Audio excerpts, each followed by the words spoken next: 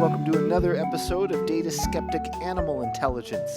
Today we're talking specifically about animal communication and perhaps the degree to which they have language or something we could call language. Becky, what are your thoughts on language in animals? Language seems to be the big thing that people want to say sets humans apart from animals. And certainly the complexity of what we can do with language absolutely does. And it allows us to build things like the James Webb telescope, stuff like that. Hmm. But I contend that the differences between humans and animals when it comes to language and communication are differences in degree and not in kind. Our language and how we use it is really one extreme of a continuum of ways to have symbolic communication. And I'd argue most animals are using, that we're aware of, are using body language, but then you get into ants and things, you get chemicals and other things like that. But I think today we're going to focus on body language. So that's just one small step on the ladder to get to complex vocal communication like what we have. Well, to take the other side of the argument, while I don't think vocal or even written communication has to be this, pinnacle that only humans have achieved, it does seem to be like different in some way. I could express that mathematically, like you truly need a Turing machine to parse human language. You could get by with something simple like a finite state machine to parse a lot of animal language. I suppose so. Saying that, oh, it's so complex that you need X, Y, and Z doesn't negate the fact that it's still at the end of a continuum. That's fair. So I think that that's the point I would come back with. And I think we're getting a bit better with things like looking at, say, cetaceans, so whales and dolphins and their complex communication, and looking at things like where are the syllables and letters and things like that in there. So I think the more we look and the better our tech gets, we might find some better in betweens between human language and let's say cetaceans or something else like birds. Birds would be another good example. Definitely. But to play the skeptic card, Sure. we can apply like information theory and say that, okay, maybe we don't know the full meaning and variety of dolphin expressions. We can look at the waveforms and we can know they've communicated X bits of information and, we can measure the variety and things like that and say that there's a maximal amount of communication going on that is not entirely comparable to the conversation you and I are having. I think it's a little more complicated than that. For example, the time scales on which something like a humpback whale would communicate, where they have, say, a really long song, is going to be very different from a person. So it's really not comparing apples to apples when you're looking at the amount of information contained per sound. So I don't think we're quite there yet. And I think we're going to get there. And we'll be able to like actually put a yes or no on that argument, but almost, but not quite. So I tend to think of language as being mostly verbal, also written, of course, but I suspect there's a wider spectrum to it. What do researchers tend to look at? So in the animal kingdom, there's lots of different ways to communicate. I'd say one of the most common ones outside of vocalizations would be body language. And that's something we can see if you even look at your dog or your cat or even bumblebees, like we've talked about before, often have pretty specific and complex body language patterns that they use to communicate with one another, in addition to things like vocalizations. And sometimes they're really subtle. They can be hard for humans to see. And then sometimes they're really obvious, like an animal showing its teeth. My favorite is in bumblebees. When you're bothering them, they'll stick one single leg up into the air. Oh, really? Yeah, so if you ever see people on YouTube and they're like, I'm high fiving the bee's pretty upset if it's sticking a leg up. It doesn't want a high five. So, body language, I'd say, is a really big one. Does that open the potential for true sign language to be taking place? I think that's a little bit different because the way humans use sign language, it's actually reflecting the same kind of lexicon as our verbal speaking patterns and things like that. That takes body language to a whole other level, and it's really using a lot of similar rules to our spoken language. So I would say human sign language is fundamentally different than just body language. One of the great points that Kat makes during the interview is that she actually goes out into the wild and does her research, which I think is kind of critical. The lab setting, while interesting for many questions, is very artificial. And, perhaps we could get a variety of primates to perform in certain ways in the lab, but observing what they're doing on their own in their own communities is probably a lot more telling, or at least a deeper area for scientific inquiry. Do you see that outside the primate world as well? Is there a reason to study tarantulas outside the lab? Absolutely, and bees too. So even with my invertebrates that we study, what they do in the lab is very, very different than what they do in the wild. And we can still learn some things. They're not suddenly a different animal, but their behavioral repertoires are just different. If you take my bumblebees and the tarantulas, for example, they don't get to choose where to make their homes. If they've been born in captivity, they're going to have a completely different set of sensory and learning experiences than a wild animal. So they just do things differently on account of being stuck in captivity. So we're going to put a link in the show notes that you shared with me from Kat's work. It's a. Could you describe the video? I'm going to encourage listeners to go and click on that maybe while they're listening to us. So this is on YouTube, and it's called the Great Ape Dictionary, and it's videos of discrete body language behaviors, gestures that different species of great apes go through. So you can actually go and see some of the things that Cat studies. And while you can't participate directly in this study, unfortunately, I think the work is completed. They did look into how often a human being would recognize the intentionality, I guess you might call it, or the meaning of some of the signs that these, other species were doing.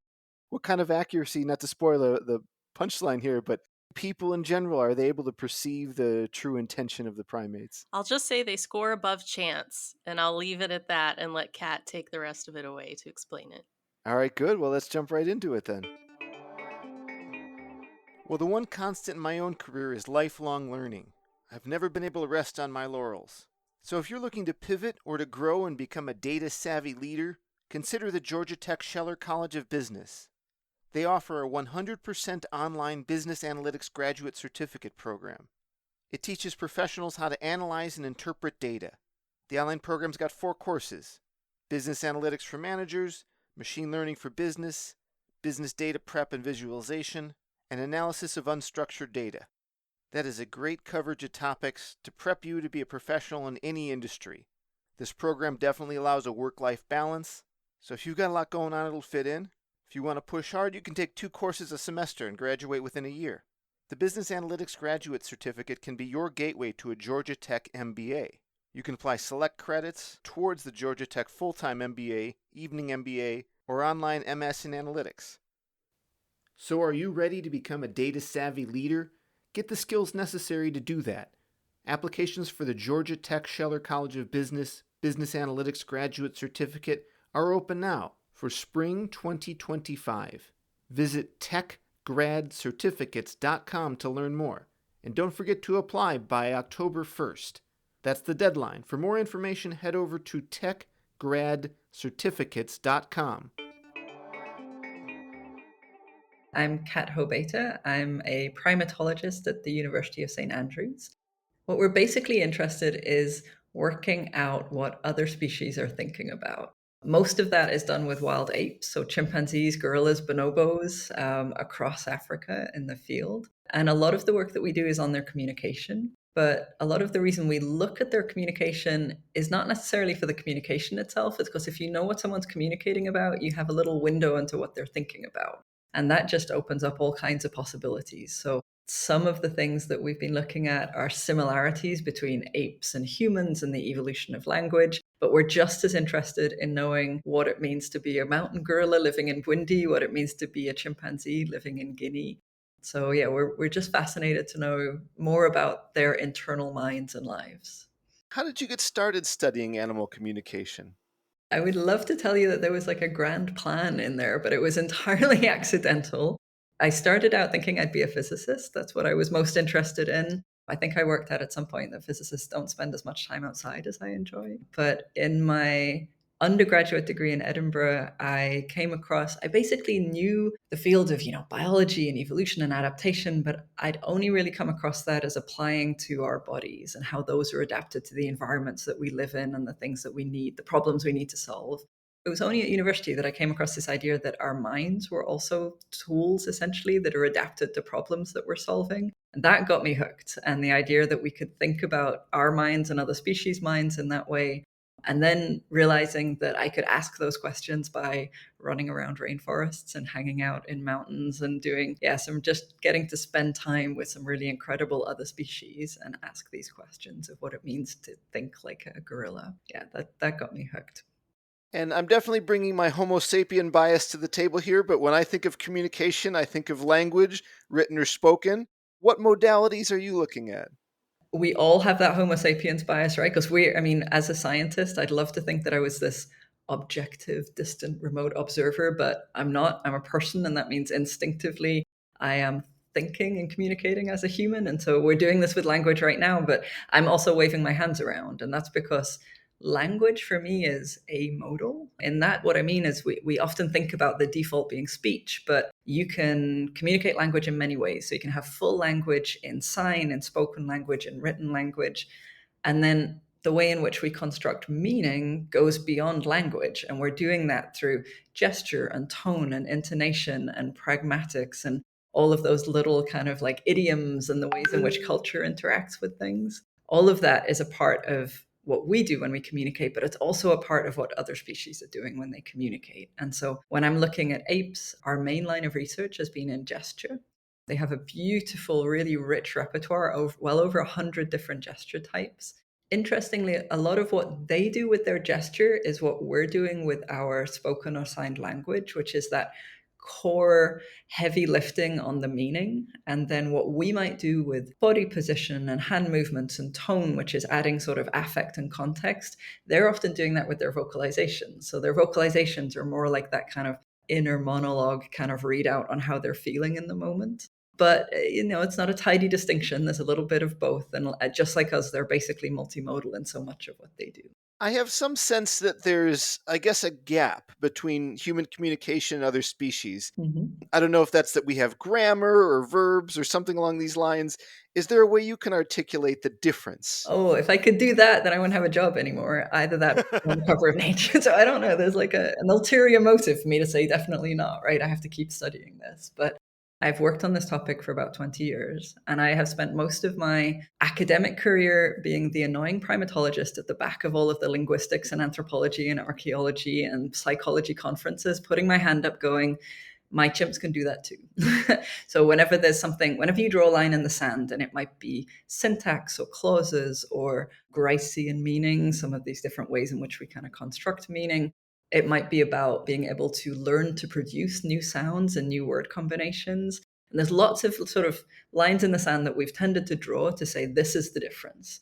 And I've been one of those scientists that basically, my phone is chock full of videos of chimps, and I will literally bust out my phone and go, here's a video of the chimp doing it. I don't think you can point to any one capacity. And at the same time, as much as I have spent most of my life living in a rainforest, and I am constantly impressed by what apes are doing and the fact that I'm learning something new about their communication every single day that I spend with them, they're also not sending people to the moon. They're not writing King Lear. They're not writing that I know of. They're not writing They're not telling like, knock knock jokes. Like we could. I mean, they're not putting. We could do really basic kind of uses of what we think of as language.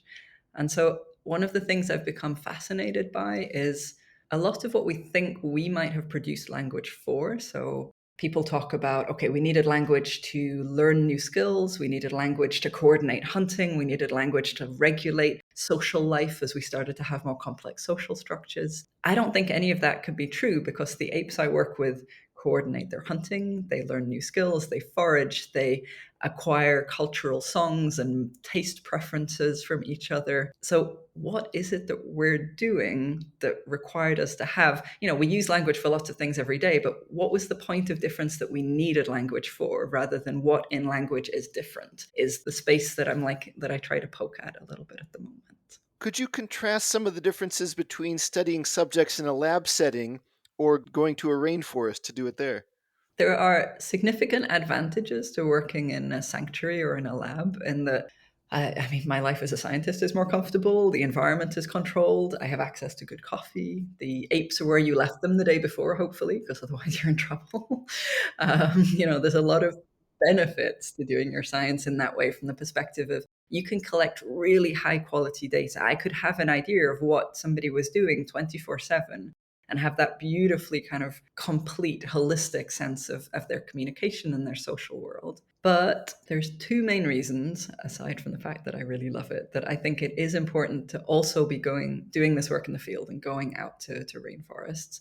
One of them is that if I'm interested in communication, then I'm interested in what they're using their communication for. And that means I need a sense of what their life is like. And if I'm a chimpanzee in a zoo, then I might live in a group of 10 individuals with an unusual social structure. There are not many babies, there are not many old chimps. Importantly, I probably, as that chimp, also have 24/7 kind of oversight of what everybody's doing. And so the information I have and the information I need to seek out is going to be really different. And if I look at, say, for example, the Waibira community, which is one of these big eastern chimpanzee groups, they live up in northwestern Uganda. They have everything from a 2-year-old baby to a 65-year-old grandpa. So you've got the full spectrum. There's well over 100 chimpanzees in that group. And so we're talking about a much bigger social world. But they're also fissioning and fusing, and they don't see each other every day. And sometimes they don't see each other for months. And so the information they have about the world that they live in and each other is very different. And that means that the way in which they need to use their communication is going to be very different. So I think the way in which the social and physical environment shape your communication are going to be radically different. But I don't think that one is inherently better than the other, because if we've learned anything over the years about what ape behavior is like, it's that it's incredibly plastic, it's incredibly flexible.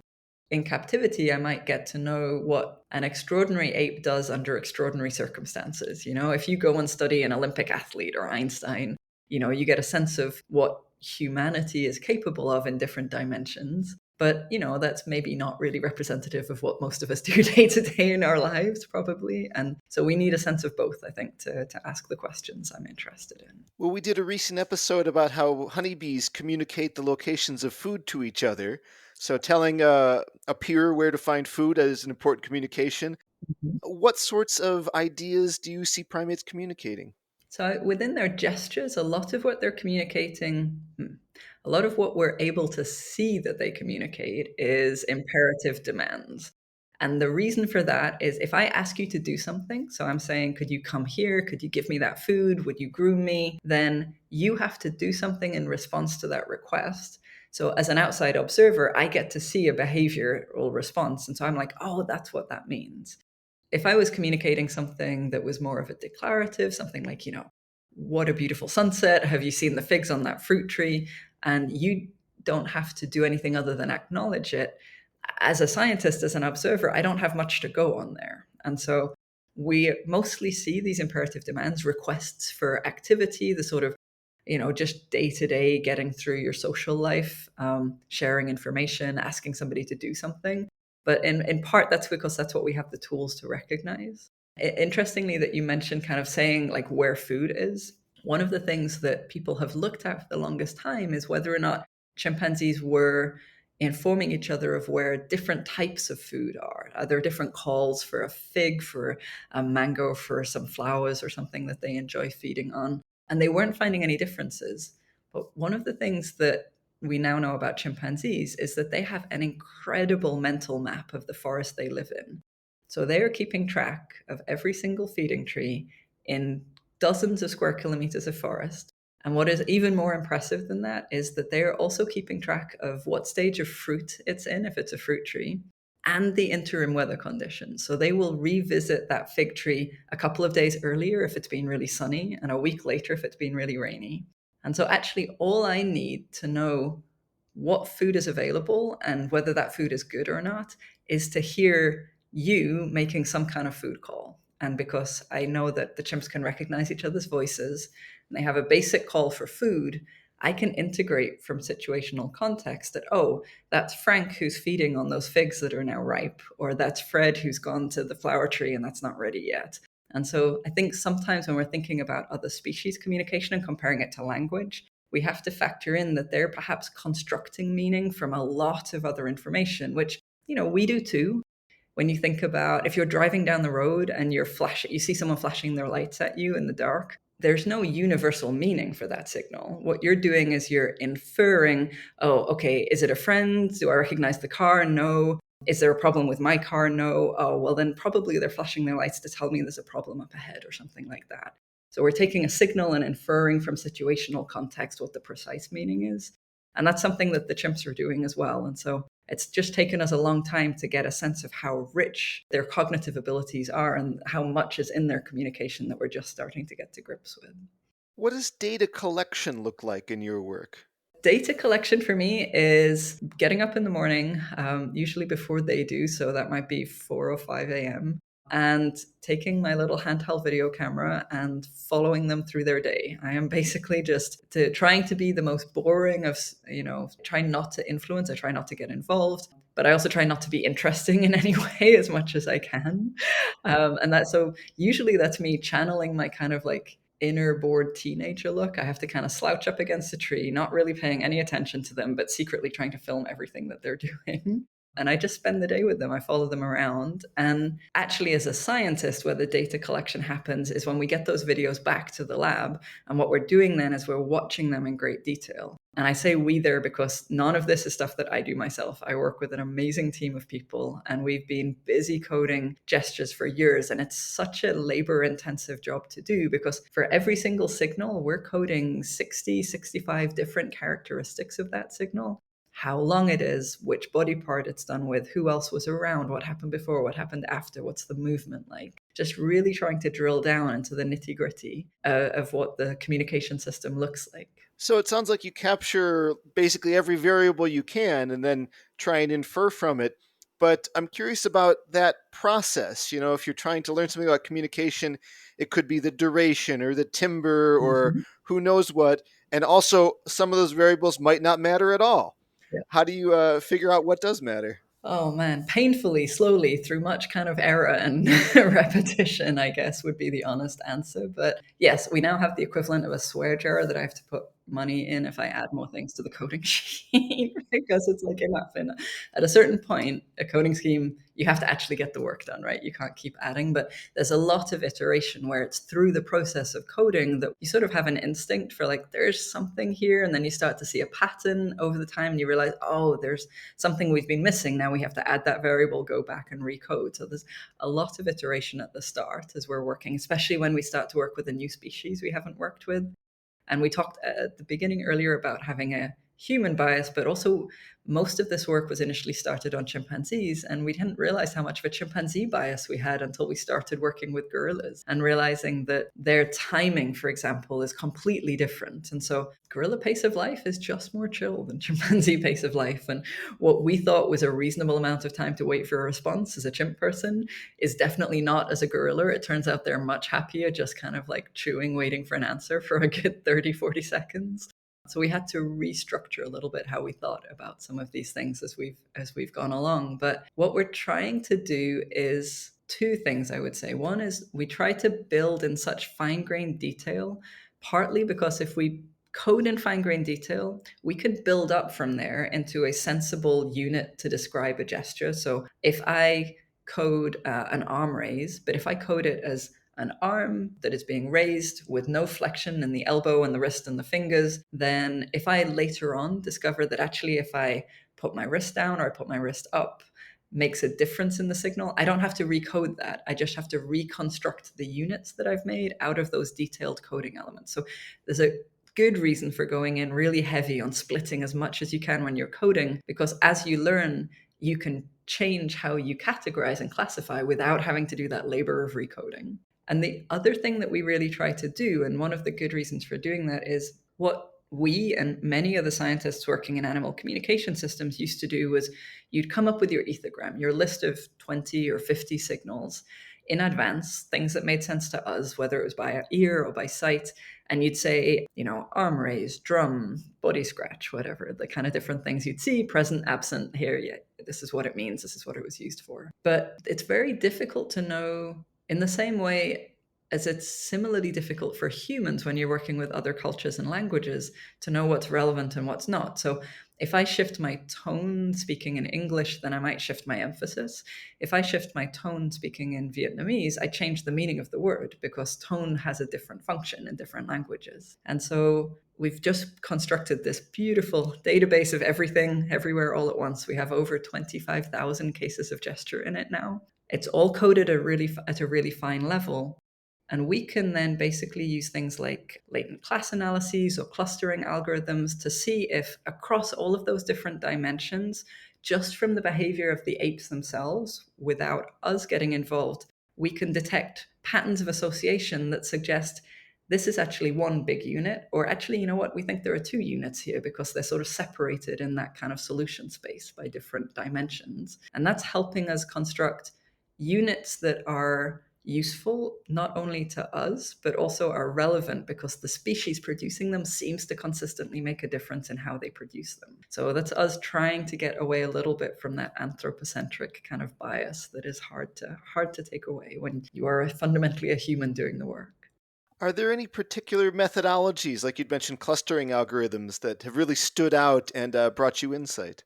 Those kind of things where you can essentially integrate across more dimensions than my brain can process have really helped us. We've been exploring a little bit some different sort of machine learning approaches, either supervised or unsupervised. And, there are advantages there in that sometimes unsupervised machine learning algorithms will detect patterns that we wouldn't have thought to recognize as a pattern. Now, sometimes it's not going to be a behaviorally relevant feature because that's the whole point. It is unsupervised in that respect. But sometimes it's cluing us into things that we just wouldn't have occurred to think about.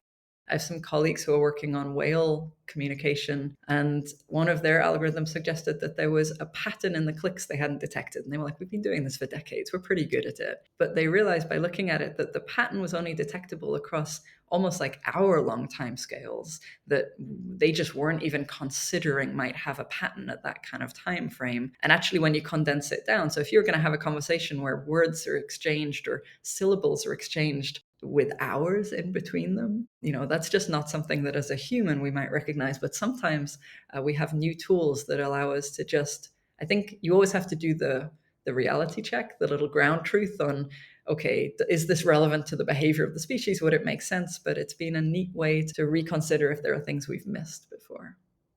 Well, I'm sure you know the story of Clever Hans, the horse that people thought could count and turned out was just really good at reading its owner's or trainer's excitement. Mhm. So, I mean, you've got to use the scientific method to make sure you haven't fooled yourself in that way. Could you talk a little bit about the hypothesis testing part of your work?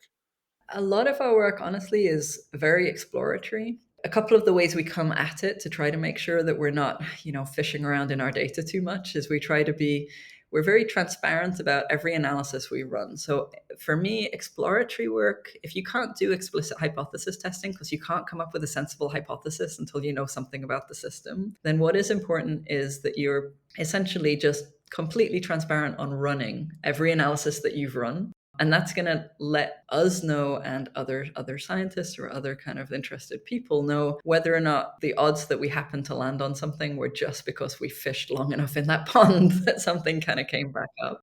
What we put a lot of time and effort into is inter-observer reliability testing. All of the videos that we're coding as an individual coder will have somebody else recode that video to check that somebody else with expertise is seeing the same thing. We try to sometimes vary that. So if I'm a chimp person, I would do the inter-observer reliability for a gorilla person because sometimes that just helps, I think, flag up potentially things that might have been missed or things that we would perceive differently. And that's, one way for us of knowing that our data are robust and that we're not just inferring too much in there. But actually, one of the most reassuring, if slightly frustrating examples of sort of checking our data at a large scale is that we've done a little bit of community science work recently where we've put videos up on the internet because we were interested to know if people could tell what these gestures mean. And so it was Kirsty Graham and I put up this little study online where it's like, here's some videos of gesture. We cut those videos down really hard. So it's basically just the start of the gesture, just the end of the gesture. There's no context. You can't see what happened before or afterwards. And then we said, guess what this means? Here are your 4 options.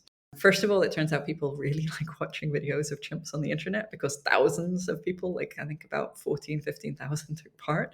So we had this amazing kind of sample. We had multiple versions of this test because we thought it would be too hard. We've spent years and years. I've spent years and years telling anyone new that was kind of coming into the lab as a student that it's going to take you 6 to 9 months of intensive work to become even a basically reliable coder and a couple of years of work to do a good job of this. We put this out on the internet as a really difficult problem, and it turned out that people with no experience were well above chance in guessing what these gestures meant. There were 2 parts to that. One, we were slightly like, well, maybe you don't have to have very much expertise. We've been spending lots of years telling everyone we're really good at this, but actually it turns out that we can do it by instinct, which is really interesting from the other perspective of apparently we're, as humans, as language using humans, still tapping in at some level to understanding the meaning of this ancestral ape system. But the other thing that it gave us a huge amount of confidence in is that everybody, thousands of people, independently of their expertise, saw what we saw in those videos. And so that at least is one way of coming to the, to at least a conclusion that our data and what we see in there is a robust way of recognizing signaling and communication in another species. Well, these other primates, they're obviously our genetic relatives. When you mention this ancestral ape system, does that imply that we have some common like operating system, all of us, that we all gesture in a certain way and we share that from our common ancestor, rather than each independent development, I guess? Sure, I think so. I mean, I think there was a lot of questions asked about when and how language replaced our ancestral ape system. But I actually don't think it replaced it. I think it got layered into it. And I think that for a couple of reasons. So we actually have some really lovely data now. It's still quite preliminary, it's pilot data, but we're busily collecting more that suggests that young children before language comes online, so 1, 2, 3-year-olds, we thought this was a good age to look for the ape gestures in because they're starting to use language, but they don't have all their vocabulary available. And maybe they might, lean back on that system, expecting to find a couple because, apes will beckon, apes will beg with their palm outstretched. So some of the gestures apes use, we recognize. But it turned out that these young children were using 50, 60 ape gestures at that point that we recognized from the other apes. So before language comes online, we're still regularly dipping into that ape system. And then now the big question that we're asking is we're studying from 2 across to 5 or 6 because we want to know what happens as language comes online to that ape gesturing system. But the fact that we're still tapping into it as language using adults because we recognize it, the fact that gesture is really important to us, and that we're actually employing them in a very similar way at a certain point in our ontogeny, in our development as children, to me, that speaks to the fact that this is something that we all have access to. In some ways, it shouldn't have been too surprising because we know that chimpanzees and bonobos are our closest relatives in the animal kingdom, our closest living relatives. What we often forget is that we're also theirs. So we are a closer relative to a chimpanzee than a gorilla would be. And so if a gorilla and a chimpanzee have something in common, and a gorilla, a chimpanzee, and bonobo and an orangutan all have something in common, it would be almost strange if we didn't have that in common, at least at some level. If you just look at the math, then we should have predicted this. It's just it was not something that, we didn't think it would work as well as it did, I guess. If we think of number of gestures as the metric we're going for, can you rank the different other primates according to how many each knows in general? Yes and no. I mean, partly historically, there's been some, I don't know why. Gorilla people have always been splitters and chimp people lumpers historically, if you look at the data sets. And so sometimes it's like, what is a gesture, right? In the same way as what is a word, you could split and lump that in to different levels. Now that we have this big data set where we've used the same method across all of the apes, there doesn't seem to be huge differences in size across the apes. I mean, what we're seeing now, we had thought that ape repertoires were 60, 70, 80 units strong. And actually, with this new method of using the ape's own behavior to lump and split, we're recognizing that they're probably more like about 150 units strong. And that seems to be a sort of ape level. a lot of those gestures are shared across the apes. Some of them are chimpanzee specific, bonobo specific, gorilla specific, but that tends to be a smaller number of them. There's not an obvious ranking there within the ape family. Other primates, some of the other monkeys, will use gestures, and that certainly seems to be a smaller repertoire and fewer of what we would call free moving body gestures. So something that isn't involving a substrate, like banging the ground or kind of shaking a branch. Whereas apes are doing lots of things that are, much more like what we might recognize as gestures that we do when we're speaking. So those kind of free body movements that are not dependent on interacting with something around. Well, I guess maybe, roughly 150 then could be the number because that simply satisfies the need. When you take someone into a lab, or someone, when you take a primate or a subject into the lab, yeah, sure, someone. When you take someone into the lab, can you get them to exceed beyond that? Probably not. Probably. I mean, they potentially could learn new gestures, but they wouldn't be new gestures of the same kind, I guess. So I'm saying that because there were studies that took very young apes and tried to teach them signs from American Sign Language. There was a whole classic series of those to, varying degrees of success. Hundreds of signs were learned by a few of these apes. But for me, the gestural units that they're using in their natural communication, it's a little bit more like our phonemes. So in human languages, we have a set of phonemes, a set of sounds we make. Everybody born has access to the same potential set of sounds. And then at birth, we recognize and can employ any of them. But over the years, the languages we're exposed to tend to, so we tune our ear and we tune our production down to a little subset. And that's one of the reasons why, as an adult, it's sometimes much harder to discriminate sounds in a new language, like classic one being like French vowel sounds or some tonal languages and things where you just don't even really hear the difference anymore. But at birth, you would have had access to all of them. And that's just because that's part of our biological repertoire. And then we learn to do all kinds of creative combinatorial things with it to create all of this beautiful kind of rich system of open-ended language production. So what we would really like to know now is, with these ape gestural units, yes, they have about 150 of them, but is there any evidence that they're combining them into higher order units? Is there any evidence that this is a system that, if it expresses flexibility, it might not be about adding like a new sound or a new kind of gesture. It might be about what you do and how you combine it and how you produce it, perhaps. But we need a little more time to do some more work first. What are some of the biggest challenges in the research you do? Apart from the fact that there are far too many interesting questions and not enough time, right? We're generating these incredible video data sets. And if we did nothing but work with them for the rest of our lives, we'd barely scratch the surface of it. It's an interesting dilemma now increasingly because more and more the populations of apes we work with, they're endangered, they're threatened. We sort of see, to a certain extent, some of our work as a sort of almost like data archive, where we are working with groups, we're describing the communication and, to an extent, language of individuals and groups who may not be here in a few decades' time. And so there's a sort of sense of responsibility, I think, that when you spend time working with wild apes, that they also benefit from the work we do. And I think any of us who are doing field work end up passionately involved in conservation or in protection or in recognizing how we can take our science and at least make sure that, as well as getting something out of it ourselves for our curiosity, that the communities of apes we work with, that the places that we spend all of this time working also benefit from that in some way. So if I can use chimpanzee gesture or talk about what it means to be a mountain gorilla to engage people in the idea that we should be more active in conserving them or taking any small steps we can, then I think that's something that I feel really strongly about. I just wish we had more time, more funding, more power, more work to be able to do it. Well, sadly, gestures don't fossilize very well. What can you learn about how these communication techniques evolved? Gestures, language in general, spoken, I mean, so much of our behavior doesn't fossilize.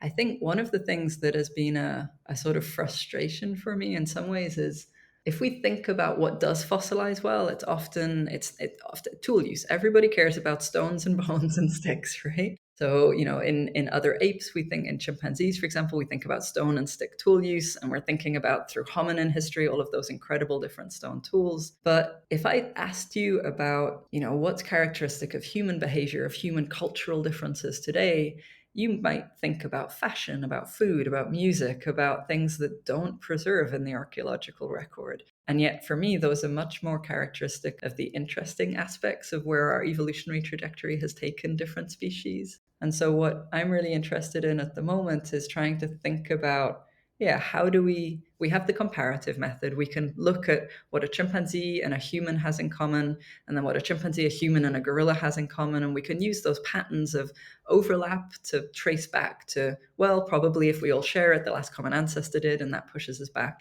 5 or 6 million for chimpanzees and bonobos and humans, or, 17, 18 million if you want to go all the way back to all of the apes. But I think the hardest part of that challenge is to really compare like with like, and to basically understand that if I ask a question about what does it mean to have, a cultural identity, a social norm in chimpanzees, then I have to avoid just applying my kind of like human standards to that. And we've come across that problem in psychology before because we had the weird bias, so the Western industrialized, educated, rich, democratic bias in psychology, where what we thought of as human behavior was actually not just a subset of Western behavior, but actually usually first year psychology students, because those are the ones we could get to do all of our experiments, right? And they are lovely. I work in a psychology department, but they are not representative of humanity as a whole. I can guarantee you that. And so knowing how easily the bias from like one population can distort our perspective of a species,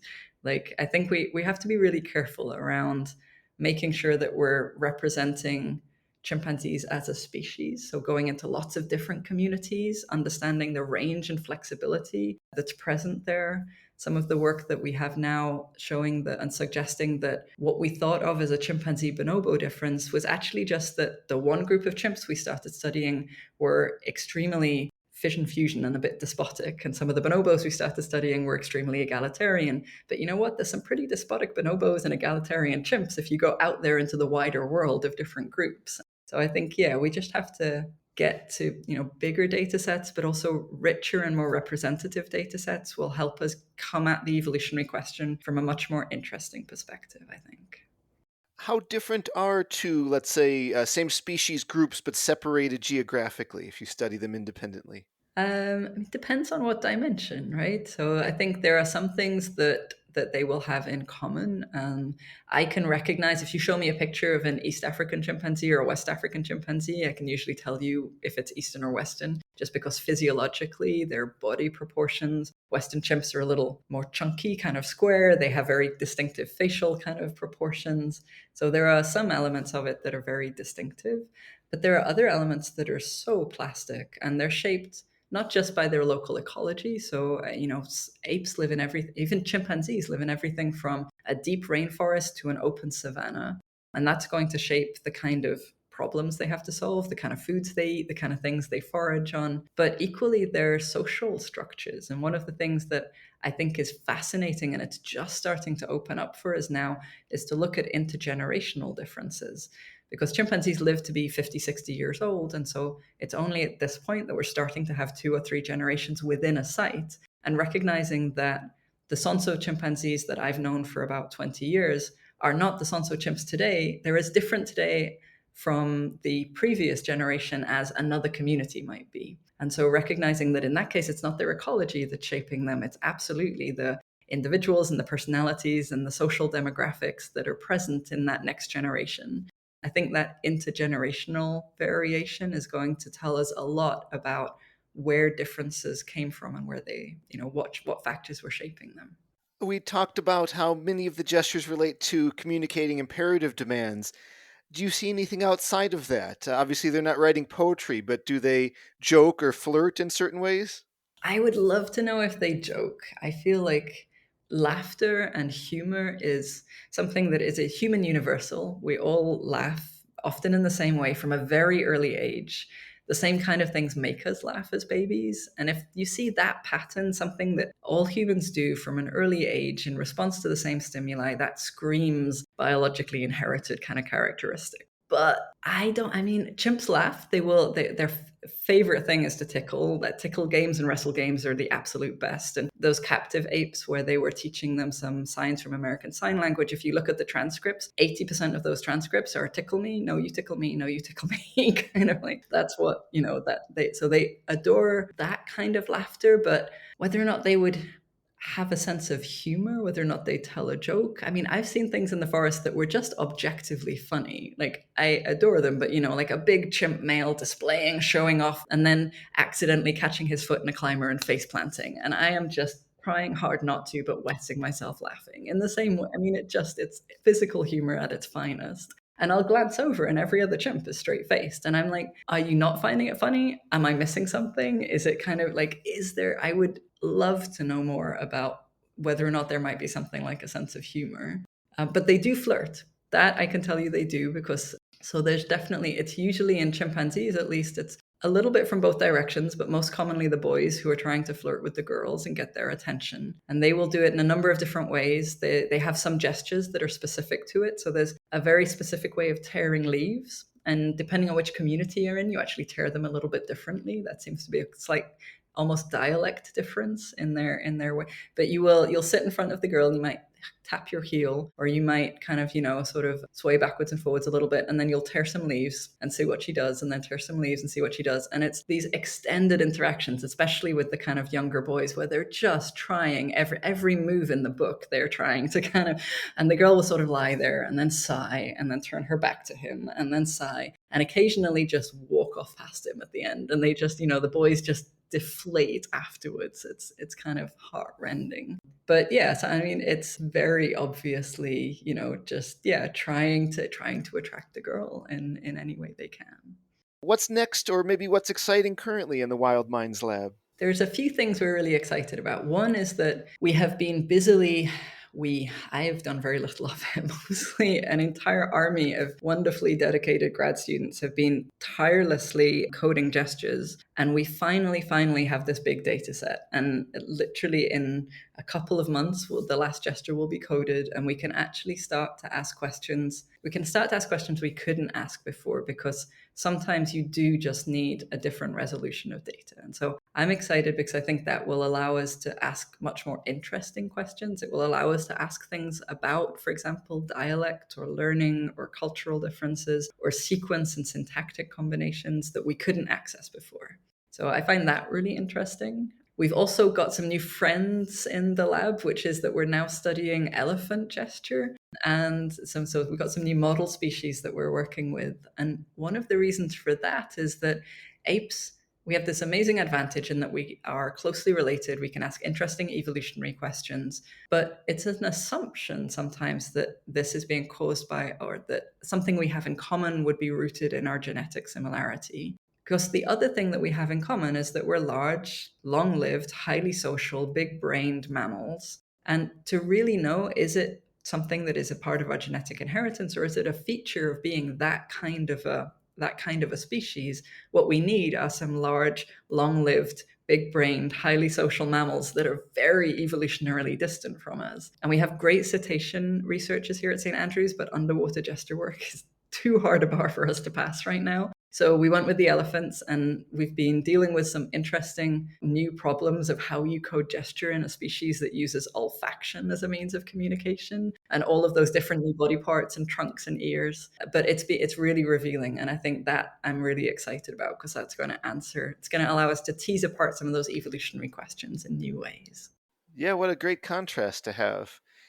Is there a formal name for this gesture database we've been discussing? So it's currently called, it's the Great Ape Dictionary, which was a running in joke in the lab, and then we realized that we couldn't think of a better name for it. So it's stuck, and we've gone with it and just embraced. I'm sure it was one of those things where we didn't, we don't want to annoy the linguists out there. We know that it's not technically a dictionary, but it just works, and it works for us, and so we're sticking with it now. Sounds good to me. Is there anywhere listeners can go online to learn more about the lab and the projects? Yeah, so we have Wild Minds is our website for the whole lab, but we also have greatapedictionary.com, where you can go and you can even look through the different gestures and look at some videos and look at what does this system look like and what are we working on.